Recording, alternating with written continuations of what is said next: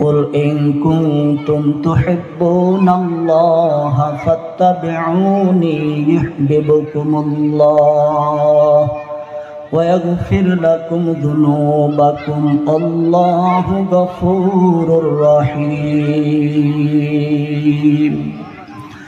আল্লাহ পাক নবীকে ডেকে বলেন, হে নবী, আপনি বলুন, তোমরা যদি আল্লাহকে ভালোবাসতে চাও তাহলে আমি নবীকে তোমরা অনুসরণ করো। আমি নবীকে যদি অনুসরণ করো তাহলে আল্লাহকে ভালোবাসা হয়ে যাবে। যারা আল্লাহকে ভালোবাসবে আল্লাহ পাক তাদেরকে দুটি প্রতিদান দান করবেন। এক নাম্বার প্রতিদান, আল্লাহ তাদেরকে ভালোবাসবেন, বান্দাকে আল্লাহ ভালোবাসবেন। দুই নাম্বার প্রতিদান, আল্লাহ বান্দার সমস্ত গুনাহ কথা মাফ করিয়া দিবেন। সুবহানাল্লাহ। আল্লাহ তাআলার ভালোবাসা সবাই পায় না, পায়। মসজিদে যখন মুয়াজ্জিন আযান দেয়, আল্লাহ তাআলা মুয়াজ্জিনের জবানে বান্দাকে ডাকতে থাকে, আয় বান্দা আয়। আল্লাহ তাআলা বান্দাকে ডাকে, আয় ফজরের আযান দিয়েছে, আমার ঘরে আয়। আমার ঘরে এসে আমার কুদরতি পায়ের সামনে দুটি সিজদা দে। যদি দুটি সিজদা দিতে পারো তাহলে আমি আল্লাহ তাআলার কাছে তুমি পছন্দনী হয়ে যাবে। সুবহানাল্লাহ। শুধু ফজরের সময় নয়, আল্লাহ তাআলা বান্দাকে আবার জোহরের সময় ডাকে, আয় বান্দা আয়, এখনো সময় শেষ হয়ে যায়নি। জোহরের সময় যদি বান্দা আসে, দুটি সিজদা দেয়, আল্লাহ খুশি হয়ে যান। আবার বান্দাকে ডাকতে থাকেন আসরের সময়, মাগরিবের সময়, এশারের সময়। এভাবে আল্লাহ পাক মুয়াজ্জিনের জবানে বান্দাদেরকে মহব্বত করিয়া ডাকতে থাকেন। এই ডাকের সাড়া তারাই দিতে পারে আল্লাহ যাদেরকে ভালোবাসেন, ঠিক কিনা? যাদেরকে আল্লাহ পাক ভালোবাসেন না, নেক কাজ করা সম্ভব হয় না। এজন্য নবীকে আল্লাহ পাক ডেকে বলেন, হে নবী আপনি বলে দিন, কুল ইন কুনতুম তুহিব্বুনাল্লাহা ফাত্তাবিউনি ইউহিব্বুকুমুল্লাহ ওয়া ইয়াগফির লাকুম যুনুবাকুম আল্লাহু গফুরুর রহিম। হে নবী আপনি বলুন, আমার পক্ষ থেকে বান্দাদেরকে বলুন, যদি তোমরা আল্লাহকে ভালোবাসতে চাও তাহলে রাসূলকে অনুসরণ করতে হবে। রাসূলকে অনুসরণ করতে পারলে আল্লাহকে ভালোবাসা হয়ে যাবে। যারা আল্লাহকে ভালোবাসলো আল্লাহ তাদেরকে ক্ষমা করে দিবেন এবং ভালোবাসা দান করবেন। তাহলে এই আয়াতের ভিতরে আমরা বুঝতে পারলাম, আল্লাহকে ভালোবাসতে চাইলে রাসূলকে অনুসরণ করতে হবে। রাসূলকে অনুসরণ করা ছাড়া আল্লাহকে পাওয়া সম্ভব নয়। সম্ভব? মানুষ তো দুনিয়া নিয়ে ব্যস্ত, আল্লাহকে পাওয়ার চিন্তা আর কি করবে? দুনিয়ার সম্পদ, দুনিয়ার টাকা পয়সা, ধন দৌলত নিয়ে মানুষ পেরেশানি। আল্লাহকে নিয়ে এক মুহূর্ত ভাবে না। মসজিদে প্রতিদিন 5 বার ডাকা হচ্ছে, মসজিদে যায় না। এতই গাফেল হয়ে গেছে, আল্লাহকে ভালোবাসবে তো দূরের কথা, আল্লাহর ডাকে সাড়া দিতেই সে সময় পায় না। মাঝে মাঝে মনে হয় কিসের এত আনন্দ, কিসের এত হাসি উল্লাস।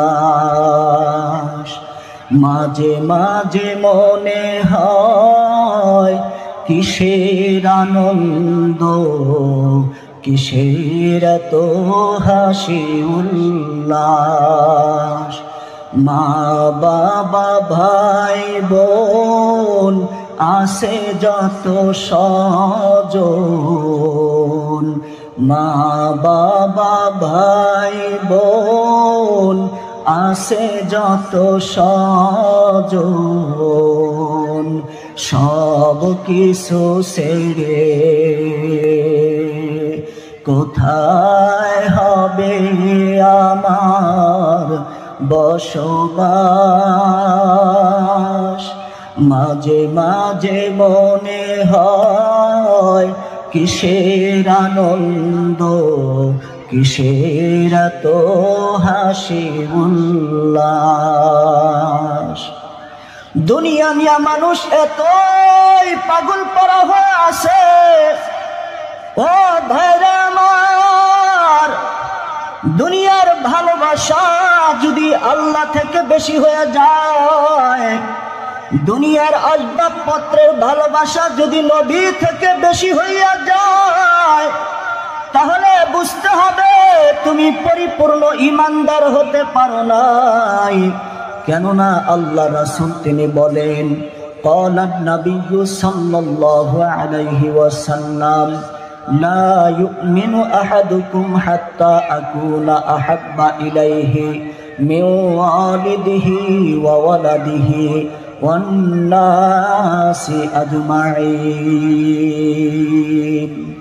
আল্লাহ রাসূল বলেন, তোমরা ততক্ষণ পর্যন্ত পরিপূর্ণ ঈমানদার হতে পারবে না যতক্ষণ পর্যন্ত তোমাদের কারো কাছে তোমাদের পিতামাতা, তোমাদের সন্তানাদি, এমনকি দুনিয়ার সব কিছু থেকে আমি রাসূল বেশি প্রিয় না হব, ততক্ষণ পর্যন্ত তোমরা পরিপূর্ণ ঈমানদার হতে পারবা না।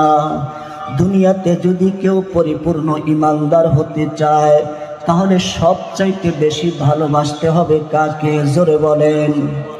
আল্লাহকে ভালোবাসতে হবে, রাসূলকে ভালোবাসতে হবে। রাসূলকে ভালোবাসার মাধ্যমে আল্লাহকে ভালোবাসার প্রমাণ দিতে হবে। রাসূলকে যদি দুনিয়ার সব কিছু থেকে বেশি ভালো না বাসতে পারি, তাহলে আল্লাহকে ভালোবাসা যাবে না, পরিপূর্ণ ঈমানদার হতে পারবো না। ও ভাইরা আমার, ভালোবাসার স্তর আছে চারটি। মানুষ একজন অপরজনকে চার কারণে ভালোবাসে। কয় কারণে ভালোবাসে? চার কারণে মানুষ একজন অপরজনকে ভালোবাসে। চারটা গুণ। এক নাম্বার গুণ, ঈমানি কারণে ভালোবাসে। সে মুসলমান, আমিও মুসলমান, তার ভিতরে ঈমান আছে, এই কারণে তাকে ভালোবাসি। সে হলো আমার মুমিন ভাই, মুমিন ভাই হওয়ার কারণে তাকে আমি ভালোবাসি। এক নাম্বার কারণ হলো ঈমান থাকার কারণে। দুই নাম্বার কারণ হলো রক্তের সম্পর্ক থাকার কারণে। রক্তের সম্পর্ক যেমন পিতামাতা, পিতামাতা সন্তানকে ভালোবাসে, সন্তান আদি পিতামাতাকে ভালোবাসে। সন্তান এই জন্য ভালোবাসে, এত ভালোবাসে যে সন্তানের জন্য কলিজা কেটে দিতে পারে, পারে কি পারে না? আবার সন্তান বাবাকে ভালোবাসে, মাকে ভালোবাসে। সন্তান বাবাকে নিয়া, মাকে নিয়া কত গজল, কত গান বানাইলো এই পৃথিবীর মানুষ। মা বাবাকে নিয়া কত গান, কত গজল, কত কবিতা বানাইছে। এত গজল, এত গান, এত কবিতা, এসব কিছু ভালোবাসার প্রমাণ দিয়েছে। ভাইরা আমার, ভালোবাসে কেন? ভালোবাসে নিজের কলিজার টুকরা সন্তান, রক্তের সম্পর্ক আছে, এই জন্য ভালোবাসে। তিন নাম্বার, আত্মীয়তার কারণে মানুষ ভালোবাসে। একটা মেয়ে একটা ছেলেকে চেনে না, জানে না, জীবনে কোনোদিন দেখাও হয় নাই। বিবাহের মাধ্যমে বন্ধন তৈরি হয়েছে। ছেলে এখন তার বিবিকে ভালোবাসে, বিবিও ছেলেকে ভালোবাসে। কেন ভালোবাসে? আত্মীয়তার বন্ধন হয়েছে। আগে দেখে নাই, দেখলেও চেনে নাই, চিনলেও ভালোবাসে নাই, কিন্তু এখন ভালোবাসে। বিবির জন্য কত কিছু করে, আবার বিবি স্বামীর জন্য কত কষ্ট স্বীকার করে। ভালোবাসা কেন ভালোবাসা হয়েছে? আত্মীয়তার সম্পর্ক হয়েছে। 4 নাম্বার, মানুষ পরস্পরকে ভালোবাসে। সৌন্দর্যের কারণে ভালোবাসে। সৌন্দর্য থাকলে মানুষ ভালোবাসে।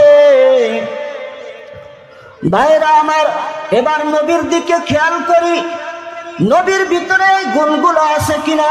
নাই। নবী আমার, তাকে ভালোবাসতে হবে 1 নাম্বার ঈমানের কারণে। যদি কোনো ব্যক্তি নবীকে ভালো না বাসে, যদি বলে আমি নবীকে ভালোবাসি না, তাহলে তার ঈমান নাই। ঈমান থাকবে? যদি বলে আমি নবীকে ভালোবাসি, তাহলে তার ঈমান আছে। নবীকে ভালোবাসাই হলো এটা ঈমান। নবীকে যে ভালোবাসতে পারে না, তার ঈমান নাই। দুনিয়ার ভিতরে ভাইরা আমার, আজকে কত যুবক ভাইদেরকে দেখা যায় নামাজ পড়ে না, রোজা রাখে না, টুপি রাখে না, সুন্নতি জুব্বা পরিধান করে না, কিন্তু তার অন্তরের ভিতরে নবীর ভালোবাসা আছে। নবীকে যদি তার সামনে কটূক্তি করে, নবীকে যদি তার সামনে কেউ গালি দেয়, তাহলে সে বসে থাকতে পারে না। নামাজ পড়ে না, টুপি নাই, তার গায়ে সুন্নতি লেবাস নাই, দাড়ি নাই, তা না হলে কি হয়েছে? কিন্তু সে একজন ঈমানদার হওয়ার কারণে, তার ভিতরে ঈমান থাকার কারণে সে নবীকে অপমান করাটা সহ্য করতে পারে না। সাথে সাথে সে যে নবীকে গালি দিল, কটূক্তি করলো, তার বিরুদ্ধে সে লড়াই করে। ঠিক কিনা? এটা হলো ঈমানের পরিচয়। আর কিছু কিছু মুমিন মুসলমান ভাইরা আছে, নামে মুমিন কিন্তু কামে নয়। তার চোখের সামনে রাসূলকে কটূক্তি করে, রাসূলকে গালি দেয়, রাসূলকে অপমান করে, কিন্তু তার অন্তরের ভিতরে সামান্য ব্যথা বেদনা হয় না। বুঝতে হবে তার ভিতরে ঈমান নাই। ঠিক কিনা? রাসূলকে যদি ভালোবাসতে চাই, তাহলে রাসূলের তরিকা অনুযায়ী চলতে হবে। আর রাসূলের তরিকা সুন্নাত মানলেই রাসূলকে ভালোবাসা হয়ে যাবে। ভাইরা আমার, এজন্য আল্লাহ রাসূল বলেন, যে ব্যক্তি আমাকে ভালোবাসতে চায়, যে ব্যক্তি আমাকে অনুকরণ করতে চায়, তাহলে রাসূলের হাদিসটা তাকে পালন করতে হবে। আল্লাহ রাসূল বলেন, তোমাদের মাঝে আমি 2টি জিনিস রেখে গেলাম। তারাকতু ফীকুম আমরাইন লান তাদিল্লু মা তামাসসাকতুম বিহিমা কিতাবাল্লাহি ওয়া সুন্নাতা রাসূলিহি। তোমরা যদি আমাকে ভালোবাসার রাস্তা খুঁজে না পাও, তাহলে তোমাদের কাছে 2টি জিনিস রেখে গেলাম। 1 নাম্বার হলো কিতাবুল্লাহ, আল্লাহ তাআলার কিতাব কুরআন শরীফ। 2 নাম্বার রাসূলের সুন্নাহ, হাদিসের ভান্ডার সমূহ থেকে এমন কিছু হাদিস আছে যে হাদিসগুলোকে সুন্নাহ বলা হয়। সকল হাদিসকে সুন্নাহ বলা হয় না, আবার সকল সুন্নাহকেই হাদিস বলা হয়। হাদিস আর সুন্নাহ 2 ভাগে ভাগ। 2 রকম হাদিস, যেগুলো প্রত্যেকটি হাদিসের উপরে আমল করা সম্ভব হয় না, কিন্তু সুন্নাহ যে হাদিসগুলোকে সুন্নাহ বলা হয়, ওই সুন্নাহর উপরে মুমিন বান্দাদের উপরে আমল করা জরুরি বিষয়। কিন্তু সমস্ত হাদিসের উপরে আমল করা কি নয়? জরুরি বিষয় নয়। যেমন কোন কোন হাদিসের ভিতরে আছে আল্লাহ রাসূল তিনি 11টি বিবাহ করেছেন, এটাও হাদিস। এই হাদিসের উপরে কোন উম্মত আমল করতে পারবে না। পারবে? কোন উম্মত 11টি বিয়ে করতে পারবে না। কে? তাকে সর্বোচ্চ 4টি বিয়ে করার অনুমতি দেওয়া হয়েছে। কোরআনেও তাই বলা হয়েছে, وإن خفتم ألا تقسطوا في اليتامى فانكحوا ما طاب لكم من النساء مثنى وثلاث ورباع فإن خفتم ألا تعدلوا فواحدة أو ما ملكت أيمانكم ذلك أدنى ألا تعولوا। এই আয়াতের ভিতরে আল্লাহ তাআলা মুমিন কতটি বিবাহ করতে পারবে আল্লাহ তাআলা বলে দিয়েছেন। হাদিসের ভিতরেও 4টির বিয়ের কথা আছে। যেই হাদিসে 4টির কথা আছে এই হাদিসের উপরে মুমিন আমল করতে পারবে, কিন্তু আল্লাহ রাসূল যে 11টি বিবাহ করেছেন এই হাদিসের উপরে আমল করতে পারবে না। অর্থাৎ যেই হাদিসের উপরে উম্মত আমল করতে পারবে না ওটা শুধু হাদিসই, আর যেই হাদিসের উপরে উম্মত আমল করতে পারবে তাকে হাদিসও বলে, তাকে সুন্নাহও বলে। আল্লাহ রাসূল বলেন, তোমাদের কাছে আমি 2টি জিনিস রেখে গেলাম, একটা কুরআন শরীফ আর একটা সুন্নাহ। হাদিসের অসংখ্য ভান্ডার থেকে যে সমস্ত হাদিসের উপরে উম্মত আমল করতে পারবে ওই সমস্ত হাদিসগুলো রেখে গেলাম।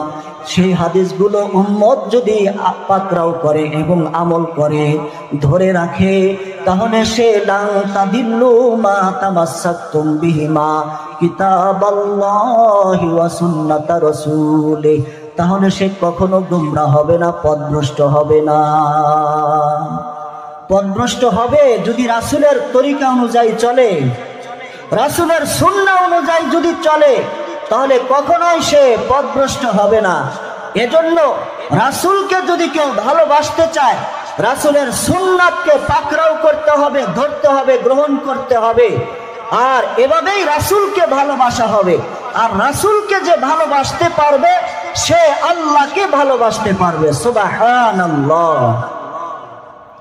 স্বপ্নে নবী যদি তোমাকে পাইতাম, মনেরই যাতনা সব তোমারে কইতাম।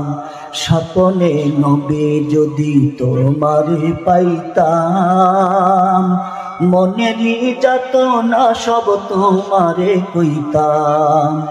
কত যে দেখিতে চাই নবী গো তোমায়, কত যে দেখিতে চাই নবী গো তোমায়। পাখির নাই থাকলে ডানা উড়িয়া যাইতাম, পাখির নাই থাকলে ডানা উড়িয়া যাইতাম। মনেরই যাতনা সব তোমারে কইতাম। স্বপ্নে নবী যদি তোমারে পাইতাম, মনেরই যাতনা সব তোমারে কইতাম। ঠিক কিনা? তাহলে কাকে ভালোবাসতে হবে জোরে বলেন? আল্লাহ রাসূলকে ভালোবাসতে হবে। আল্লাহ রাসূলকে ভালোবাসার মাধ্যমে আল্লাহকে পাইতে হবে। ভাইরা আমার, সাহাবায়ে কেরাম তাদের ইতিহাসের দিকে লক্ষ্য করলে দেখা যায় রাসূলকে কি পরিমাণ ভালোবেসেছে। উহুদের যুদ্ধে যাবে হারেস নামে 7-8 বছরের এক ছোট্ট বাচ্চা, রাসূল উহুদের যুদ্ধে যাবেন। তাই রাসূল যদি উহুদের যুদ্ধে যান তাহলে আমিও যাব। রাসূল সেখানে থাকবেন, জানি না রাসূলের কি অবস্থা হয়, আমি দেখব রাসূল কোন অবস্থায় থাকেন। রাসূল বলেন, না তোমাকে নেওয়া যাবে না, তুমি ছোট বাচ্চা। এই ছোট বাচ্চা হারেস কান্নাকাটি শুরু করে দিল, গড়াগড়ি শুরু করে দিল, মাটিতে গড়াগড়ি করা শুরু করে দিয়েছে। আল্লাহ রাসূল দেখে একটা মুস্কি হাসি দিলেন, কয় এই বাচ্চাকে নিয়ে নাও। কয় সে আমাকে ভালোবাসে, উহুদের যুদ্ধে গেছে, যুদ্ধ করতেছে, তরবারি ঘুরাইতেছে, রাসূলকে ভালোবাসার জন্য সে এত ছোট হওয়া সত্ত্বেও উহুদের যুদ্ধে সে শরীক হয়েছে। তরবারিটা এত বড় ছিল, তরবারিটা যতটুকু তার থেকে একটু বেশি লম্বা, তরবারি থেকে সে ছোট। তরবারি এভাবে ঘুরাইতেছে ঘুরাইতে ঘুরাইতে তরবারিটা তার পায়ে লেগে গেছে, পা কেটে গেছে, রক্ত পড়তে পড়তে সেই ছোট্ট বাচ্চাটা মারা গেছে, শহীদ হয়ে গেছে। যুদ্ধ শেষে সবাই যখন মদিনায় ফিরে আসছে, মদিনার মহিলারা রাস্তার কিনারায় দাঁড়ায় আছে, অপেক্ষায় আছে। কারো স্বামী গেছে, কারো ভাই গেছে, কারো বাবা যুদ্ধে গেছে, তারা ফিরে আসছে নাকি শহীদ হয়েছে সংবাদ শোনার জন্য অপেক্ষায় রাস্তায় দাঁড়িয়ে আছে। রাস্তায় মহিলারা দাঁড়িয়ে আছে, ওই ছোট্ট বাচ্চা হারেসের মাও মদিনার রাস্তায় দাঁড়িয়ে আছে। জিজ্ঞাসা করতেছে, ও গো যোদ্ধারা, তোমরা কি বলতে পারো আমার হারিসের অবস্থা কেমন? কেউ বলতেছে হারিস সে মারা গেছে, সে শহীদ হয়ে গেছে। কেউ বলে না না, হারিস শহীদ হয় নাই, নিজেই তরবারি ঘুরাইতে ঘুরাইতে সে নিজের তরবারির আঘাতে নিজে মারা গেছে, সে শহীদ হয় নাই। এই কথা শুনিয়া হারিসের মা কলিজা আগুন ধরে গেল। যেই সন্তানকে এত কষ্ট করিয়া বুকে ধারণ করিয়া লালন পালন করিয়া কলিজার টুকরারে ওই যুদ্ধের ময়দানে পাঠাইলাম, যাতে করে হাসরের ময়দানের দিন এই ছোট্ট বাচ্চাকে আল্লাহর সামনে দাঁড় করাইতে পারি আর বলতে পারি, আল্লাহ আমার কোনো আমল নাই, আমার কোনো কিছু নাই, শুধুমাত্র আমার এই ছোট্ট বাচ্চাটাই হলো আমার পুঁজি। কিন্তু ও যোদ্ধারা, তোমরা কি বলতেছো যে আমার হারিস নাকি মারা গেছে, এমনি এমনি মারা গেছে, সে শহীদ হয় নাই, শহীদের খাতায় তার নাম ওঠে নাই। এই কথাগুলো বলিয়া আল্লাহ রাসূলের কাছে চলে গেল। ইয়া রাসূলুল্লাহ, আপনি বলুন আমার ছেলেটা মারা গেছে নাকি শহীদ হয়েছে, কোনটা হয়েছে আপনি সঠিক উত্তর দেন। আল্লাহ রাসূল কিছুক্ষণ চুপ থাকলেন, জবান বন্ধ। কেন অপেক্ষা করতেছেন? আল্লাহ তাআলা ওহী নাযিল করবেন, ওহীর মাধ্যমে জানা দিলেন, ইয়া রাসূলুল্লাহ,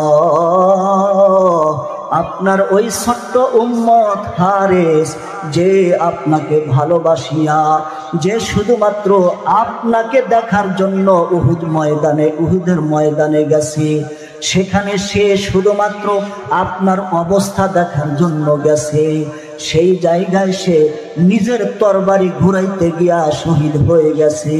আমি তাকে মরার খাতায় নাম দেই নাই। যে নাকি আল্লাহ রাসূলকে ভালোবাসে, তার নামটা শুধুমাত্র মরার খাতায় নাম উঠতে পারে না, সে শহীদের খাতায় তার নাম উঠে গেছে। সুবহানাল্লাহ, জোরে বলেন সুবহানাল্লাহ। তাহলে আল্লাহ রাসূলকে ভালোবাসার কারণে নিজের তরবারি ঘুরাইতে ঘুরাইতে নিজের তরবারির আঘাতে যেই সাহাবী, ছোট্ট সাহাবী মারা গেছে, আল্লাহ তার উপরে সন্তুষ্ট হইয়া শহীদের খাতায় নাম দিয়া দিয়েছেন। সুবহানাল্লাহ। শুধু তাই নয়, তালহা ইবনে বারা নামে ছোট্ট এক বাচ্চা, মাত্র 6 থেকে 7 বছর, রাসূলের চতুর্দিকে ঘোরে আর রাসূলের কপালে চুম্বন করে, রাসূলের দাড়ি দরিয়া চুম্বন করে, কপালে চুম্বন করে, মাথায় চুম্বন করে, আর বলে, ইয়া রাসূলুল্লাহ, আমি আপনাকে ভালোবাসি, খুব বেশি ভালোবাসি। আল্লাহ রাসূল বলেন, তুমি যদি আমাকে ভালোবেসে থাকো তাহলে তুমি আমাকে প্রমাণ দাও। কি প্রমাণ? যাও, তোমার হাতে একটা তরবারি দিলাম, এই তরবারি নিয়ে তুমি তোমার মায়ের, তোমার বাপের কাল্লাটা কেটে আমার সামনে হাজির করো। সেই সাহাবী তালহা ইবনে বারা রাদিয়াল্লাহু তাআলা আনহু ছোট্ট বাচ্চা তরবারি নিয়ে দৌড়াইছে মা বাবার মাথা কেটে আনবে। আল্লাহ রাসূল পিছন থেকে ডাক দিয়া বলেন, তালহা আর যাওয়ার দরকার নাই, তোমার পরীক্ষা হয়ে গেছে, আসো। তালহা ফিরে আসলেন। এরপরে তালহা সে চলে গেল, বাড়িতে চলে গেল। তালহার বাড়ি হলো কুবাতে। সেই কুবাতে যাওয়ার পর অল্প কিছুদিনের পরেই তালহা অসুস্থ হয়ে গেছে। এমন অসুস্থ, বিছানা থেকে উঠতে পারে না। সাথে সাথে আল্লাহ রাসূলকে খবর দেওয়া হলো। আল্লাহ রাসূল পাহাড়ি জমিন, শক্ত জমিন পারিয়ে পারিয়ে আল্লাহ রাসূল সেই কুবাতে গেলেন। তালহা ইবনে বারার কাছে গিয়ে দেখেন তালহা অসুস্থ, জমিনে শুয়ে আছে। এমন অবস্থা যে তালহা আর বাঁচবে না। আল্লাহ রাসূল বলেন, আমি মদিনাতে চলে যাই, তালহা যদি মারা যায় তাহলে তোমরা আমাকে খবর দিবা। আমি নিজের হাতে তালহাকে গোসল করাইব, নিজের হাতে তালহাকে আমি কাফনের কাপড় পরাইব, নিজের হাতে আমি তাকে দাফন করাইব। এই কথা বলিয়া আল্লাহ রাসূল চলে গেলেন মাগরিবের আগেই। রাসূল যখন চলে গেলেন, রাত্রি যখন গভীর হইল, তালহা অসুস্থতার কারণে সে মারা যাবে এমন ভাব। তালহার বাবা বলে, নবীকে খবর দেই। তালহা যেহেতু আর বাঁচবে না, তার অবস্থা দেখে বেশি একটা ভালো মনে হয় না। তালহা তার বাবার হাত ধরে বলে, নবীকে আপনি খবর দিবেন না। কয়, কেন দিব না? কয়, নবী নিজেই তো বলে গেছে আমাকে খবর দিবা, আমি আসব। কয়, না, এত রাত্রে যদি আমি মারা যাই, এত রাত্রে যদি আল্লাহ রাসূল আসেন, তুমি কি জানো রাসূলের কত শত্রু? রাসূলকে কত শত্রুরা মারতে চায়। নিজের আপন চাচা, নিজের আপন আত্মীয় স্বজন, রক্তের মানুষ যারা, তারা পাথর নিয়ে পিছনে পিছনে ঘোরে, আল্লাহ রাসূলের শরীরে নিক্ষেপ করে, মাথায় পাথরগুলো নিক্ষেপ করে, আর পাথরের আঘাতে মাথা ফেটে রক্ত পা দিয়ে ঝরে। সেই রক্তগুলো জুতার সাথে আটকে যায়, জুতা পায়ের সাথে আটকে যায়। এমন অবস্থা, এত কষ্ট দিয়েছে। আল্লাহ রাসূল বাজারে গিয়েছেন, পাথর নিক্ষেপ করেছে। সেই চাচা আবু লাহাব, চাচা এত আঘাত করেছে, অথচ সেই চাচা রাসূলের জন্মের কথা শুনিয়া নিজের একটা দামি দাসীকে সে আজাদ করে দিয়েছিল। এই শাহাদাত আঙ্গুল দিয়া ইশারা করিয়া বলেছিল, এ দাসী, যা, তোকে আজাদ করে দিলাম। আমার বাপ মরা ছেলেটা জন্মগ্রহণ করেছে, তার ভালোবাসায়, তার মায়ায় পড়িয়া, তার বরকতে আমি তোকে আজাদ করে দিলাম। এই যে শাহাদাত আঙ্গুল দিয়া সে আজাদ করে দিয়েছিল, ইশারা করেছিল, রাসূলকে ভালোবাসছিল। এই ভালোবাসার কারণে এই আবু লাহাব জাহান্নামের মধ্যে আছে, তবে তার এই শাহাদাত আঙ্গুল থেকে স্বচ্ছ মিষ্টি পানি বের হয়। সেই কঠিন জাহান্নামের মধ্যে আবু লাহাব সেই আঙ্গুল থেকে পানি পান করে। সুবহানাল্লাহ, জোরে বলেন সুবহানাল্লাহ। তো এমনই রাসূলকে ভালোবাসার কারণে সে বেঈমান কাফের হওয়ার পরেও তার আঙ্গুল থেকে জাহান্নামের ভিতরে সে মিষ্টি পানি পাচ্ছে। সুবহানাল্লাহ। এ আবু তালহা, তালহা ইবনে বারা আল্লাহ রাসূলকে এতটাই ভালোবাসছে যে রাসূল মদিনা থেকে এই কুবাতে আসবে, পাহাড়ি জমিন পাড়ি দিয়ে আসবে, তার কষ্ট হবে। এজন্য আল্লাহ রাসূলকে আসতে নিষেধ করলেন, তাকে খবর দিতে নিষেধ করলেন। তার বাবা খবর দিল না। পরবর্তীতে তালহা ইবনে বারাকে দাফন করার পর আল্লাহ রাসূলের সাথে সাক্ষাৎ করেছেন। আল্লাহ রাসূল জিজ্ঞাসা করলেন, কেন আমাকে খবর দাওনি? কয়, তালহা আপনাকে এতটাই ভালোবাসে যে রাতের গভীরে শত্রুরা আপনাকে আক্রমণ করতে পারে, আর এই শক্ত জমিন পাড়ি দিয়ে আপনি আসবেন, আপনার কষ্ট হবে, এটা তালহা ইবনে বারা সহ্য করতে পারবে না, এজন্য আপনাকে খবর দিতে নিষেধ করেছে। সুবহানাল্লাহ। আল্লাহ তাআলা আমাদেরকে এই কথার উপরে আমল করার তৌফিক দান করুন। সকলে বলি আমিন।